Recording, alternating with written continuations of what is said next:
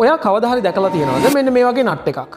මේ ඇතුලෙන් පොඩි රින් එකක් තියෙනවා. මගේ මේ අතේ තියෙන්නේ සාමාන්‍ය හැක්ස් නට් එකක්. අපි මේකට කියනවා නයිලොක් නට් එකක් කියලා. ඉතින් මේ වීඩියෝ එකෙන් අපි ඉක්මනටම බලමු මොනවද මේ නයිලොක් නට් එකේ තියෙන විශේෂත්වය, මොන වගේ තැන් වලටද මේක පාවිච්චි කරන්නේ, මොනවද මේකේ තියෙන වාසි සහ අවාසි. ඉතින් අපි මේ නයිලොක් නට් එකක් පාවිච්චි කරනකොට මේ බෝල්ට් එකේ තියෙන ත්‍රෙඩ් වලින් මේ නයිලොන් කොළ එකත් කපාගෙනම තමයි යන්නේ. ඒ ගිහිල්ලා උඩට ග්‍රැබ් කරගන්නවා නට් එකයි බෝල්ට් එකයි. කොච්චර වයිබ්‍රේට් වෙන තැනක වුණත් කොච්චර හෙලවෙන තැනකදී වුණත් මේක ආපහු බුරුල් වෙන්නේ නැහැ. ඉතින් මේකේ තියෙන වාසි තමයි අමතර වොෂ් එකක් අවශ්‍ය වෙන්නේ නැහැ. තෙල් වලට වතුර ඒ වගේ දේවල් නිසා ආපහු බුරුල් වෙන්නේ නැහැ. මේකේ අවාසි කීපයකුත් තියෙනවා. මොකද එකපාරක් පාවිච්චි කරපු නට් එකක් තව පාරක් අපිට පාවිච්චි කරන්න බෑ.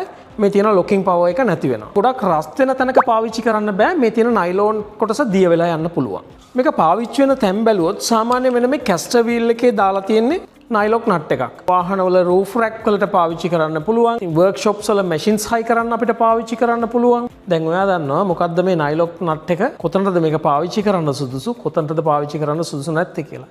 එහෙනම් මේ වගේ වීඩියෝ එකකින් ආයෙත් හම්බෙමු. ෆලෝ කරන්න මගේ පේජ් එකත්, ෂෙයා කරන්න අනිත් හැටත් බලන්න. ගිහින් එන්න.